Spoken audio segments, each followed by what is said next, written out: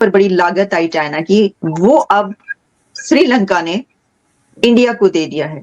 India ने उसको, जो इंडिया की फर्म्स हैं, उसने उसको ले लिया है। सो अगर इंडिया जो है वो अब उसको जब देखता है चाइना को, तो वो समझता है कि ठीक है। सो इंडिया को ये सारी की सारी बड़ी एडवांटेजेस मिल रहे हैं जो पाकिस्तान शायद तसव्वुर भी नहीं कर सकता या शायद सोच भी नहीं सकता। हाल ही में चीन को एक बड़ा झटका लगा है। दरअसल हुआ ये है कि श्रीलंका के हम्बनटोटा में मटाला राजपक्षे अंतर्राष्ट्रीय हवाई अड्डे के प्रबंधन का जिम्मा अब एक भारतीय और रूसी कंपनी को सौंप दिया गया है, वो भी अगले 30 सालों के लिए। श्रीलंकाई कैबिनेट ने 26 अप्रैल को इस प्रस्ताव को हरी झंडी दे दी है। काफी इंपॉर्टेंट कि ग्वादर में एक अटैक हुआ है। देखिए, बलोचों का तो एक बड़ा क्लियर स्टेटमेंट है चाइनीज के अगेंस्ट में कि साहब आप यहाँ से निकलो, नहीं तो हम आपको निकाल के देंगे। बलोचिस्तान की एक सुसाइड बॉम्बर ने चाइनीज के ऊपर अटैक किया था कराची में। This was a very very different thing. सब लोग हैरान हो गए थे, यार बलोचों ने ये करा है, because their game is different, इनका स्टाइल डिफरेंट है, ये वैसे काम नहीं करते हैं। They supposed to be more secular. और इससे पहले हमने देखा कि दुनिया के कई एक कंट्रीज, सेवरल कंट्रीज, जहां पर इंडिया ने पोर्ट्स ली हैं और वहां पर उनका काफी इन्फ्लुएंस बढ़ गया है। जो इंडिया का इन्फ्लुएंस वो है, हमारे डिफेंस का बजट क्यों इंक्रीज कर दिया, 20% इंक्रीज क्यों किया। दिफा के लिए खर्च करने का तखमीना है 1100 अरब रुपए। जरा इसको कंपेयर करिए, कर्जों के लिए और सूद के लिए खर्च करने के लिए जो रकम हमने रखी है वो डिफेंस बजट से कई ऊपर है। यानी 1620 अरब रुपए हमने कर्जों के लिए और सूद के लिए रखा है, और 1100 अरब के ऊपर मसले हो रहे हैं कि डिफेंस के लिए क्यों रख दिया। जनरल साहब, ये क्यों रख दिया जी डिफेंस के लिए 1100 अरब रुपए? ये तो पाकिस्तान को नुकसान हो गया। बहुत सारे लोग तो सोशल मीडिया पे ये।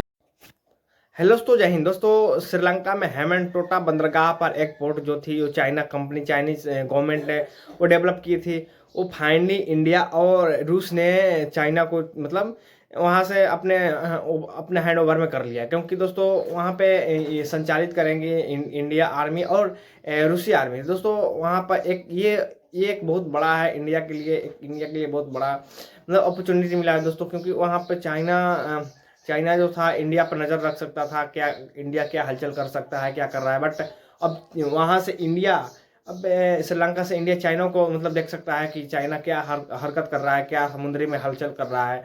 दोस्तों ये है बहुत बड़ा एक हाथ लगा है इंडिया और रूस के मदद से। चलिए दोस्तों, क्या है देखिए पाकिस्तानियों के रिएक्शन इस पर। है एयरपोर्ट जो कि चाइना बिल्ट एयरपोर्ट है, चाइना के पैसे से बना, और उसके पर बड़ी लागत आई चाइना की, वो अब श्रीलंका ने इंडिया को दे दिया है।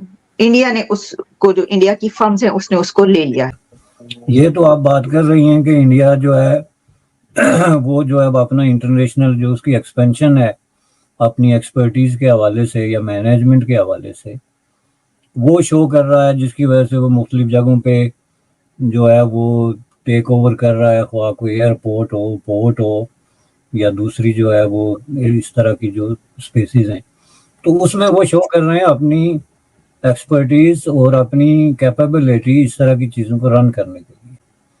तो पाकिस्तान का तो जाहिर है इसमें इसलिए जिक्र नहीं आ सकता कि पाकिस्तान खुद अपने अंदर अपनी ज्यूरिसडिक्शन में इदारों को रन करने में बुरे तरीके से नाकाम हो गया कि फिर पाकिस्तान के साथ कंपैरिजन तो बहुत दूर रह जाता है। एम आई राइट सर? देखें जी, ये जो बात आप कर रही हैं, इस दौड़ में पाकिस्तान कहीं आता ही नहीं है, ना उसका कोई जिक्र है और ना इस तरह की किसी भी जो है वो स्टोरी में पाकिस्तान किसी तरीके से कोई इंटरेस्ट शो कर सकता है, जिसको अगर आप एक एक करके देखें तो आपको हैरत अंगेज किस्म की सिचुएशन जो है वो नजर आएगी।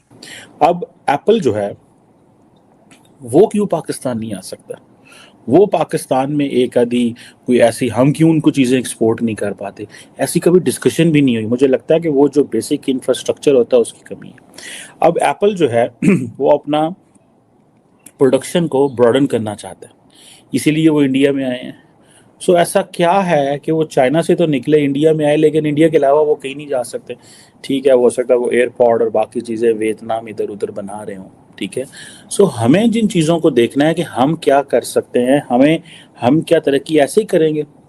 तो इसलिए जो है आप इसको किस तरीके से कंपेयर कर सकते हैं एक ऐसे मुल्क के साथ जो ना सिर्फ अपनी मामलात को जो है वो प्रॉपरली मनज़म करने में, मैनेज करने में कामयाब रहा है, बल्कि वो आस्ता आस्ता जो है वो एक्सपेंड कर रहा है। अब उसमें रहा सवाल जो श्रीलंका का एयरपोर्ट तो चीन ने जो बनाया था, तो वो एयरपोर्ट बनने के फौरन बाद जो है जो चीज सामने आई थी वो ये थी कि श्रीलंका की जो फाइनेंशियल प्रॉब्लम्स हैं उसमें इस एयरपोर्ट का भी बहुत सारा रोल है। जो चीन से उन्होंने कर्जे लिए या चीनी कंपनियों को जिस तरीके से पेमेंट्स की, ये सारी चीजें, और जाहिर है चीन वो छोड़ के चला गया था। तो उसको जो है चीन अगर कोई चीज बनाता है तो इसका मतलब ये नहीं कि वो चलाएगा भी वही, बेसिकली तो वो उन्होंने बना के अपने पैसे लेके वो चले गए। तो इंडिया को उन्होंने दिया है उसको रन करने के लिए, जो कि एक अब इंटरनेशनल एक न्यू ट्रेंड है जिसको आप आउटसोर्सिंग कहते हैं। और ये मोस्टली जो है वो ज़्यादातर प्राइवेट कंपनीज हैं जिनमें गवर्नमेंट्स के भी शेयर हैं या नहीं भी हैं बाज़ जगहों पे, तो वो इस तरह के इंतजाम जो है वो करते हैं। तो इसकी बहुत बड़ी कोई स्ट्रेटेजिक अहमियत जो है वो अगर नहीं है, लेकिन इस हद तक बहरहाल ये एक इम्पॉर्टेंट इवेंट ज़रूर है कि एक जो फाइनेंशियल जो डेवलपमेंट हो रही है और जो अचीवमेंट्स हो रही हैं इंडियन पोर्टफोलियो में, उसमें दिन ब दिन जो है वो इजाफा होता जा रहा है। इसी तरह आपकी जो बात है जो ट्रेड एग्रीमेंट्स हैं अरब मुल्कों के साथ जो हुए हैं या होने वाले हैं, तो वो तो स्टोरी बिल्कुल दूसरी है, क्योंकि बुनियादी तौर पे जो गल्फ स्टेट्स हैं स्पेशली अरब की, उनकी जो वेल्थ है और उनकी जो परचेजिंग पावर है और उसको सामने रखते हुए जाहिर है कि दुनिया का हर कामयाब मुल्क जिसके पास कुछ चीज पेश करने के लिए हैं, कोई प्रोडक्ट है या सर्विसेज हैं, वो उनको अप्रोच कर रहा है। तो इस हवाले से जाहिर है इंडिया की ये एक सक्सेसफुल पॉलिसी रही है कि उन्होंने बहुत हद तक, सबसे पहले तो वहाँ की लेबर मार्केट में उसने पाकिस्तान और बांग्लादेश को पुश बैक किया और उसकी जगह जो है वो इंडियन स्पेस जो है वो बड़ी है।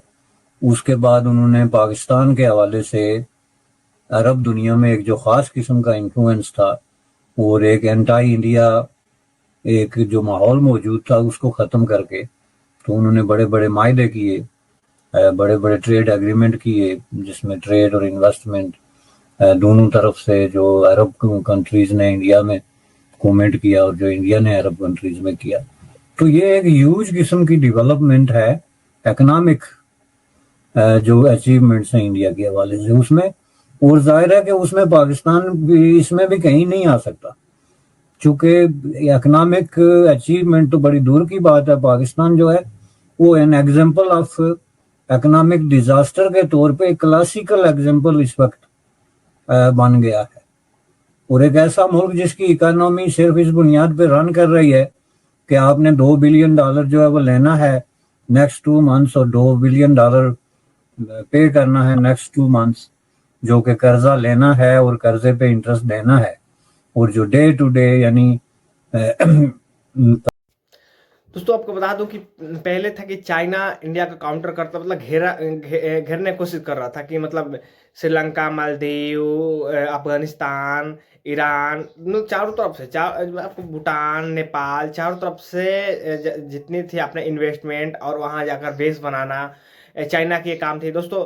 अब इंडिया ने इनको अपोजिट मतलब काउंटर करना शुरू कर दिया, क्योंकि नेपाल में भी अपना मतलब बेस बनाया, हर जगह नेपाल में, भूटान में और श्रीलंका, मालदीव, मतलब हर जगह आपको बता अफगानिस्तान में। बट आपको ये बता दूं कि हर जगह इंडिया ने काउंटर करने की कोशिश की चाइना के साथ। अगर नहीं हुआ होता तो चाइना हमारे सर पर चक जाता, जैसे कि पाकिस्तान के सर पर चक कर रखा है। दोस्तों आपको बता दूं कि ये हम कह सकते हैं कि पूरी तरह से मतलब काउंटर नहीं कर सकता, बट हाँ काउंटर किया है वो, मतलब बैकफुट पर उनके जाने के मजबूर कर दिया है इंडिया ने। दोस्तों चलिए अगले वीडियो मिलते हैं, तब तक के लिए धन्यवाद, जय हिंद।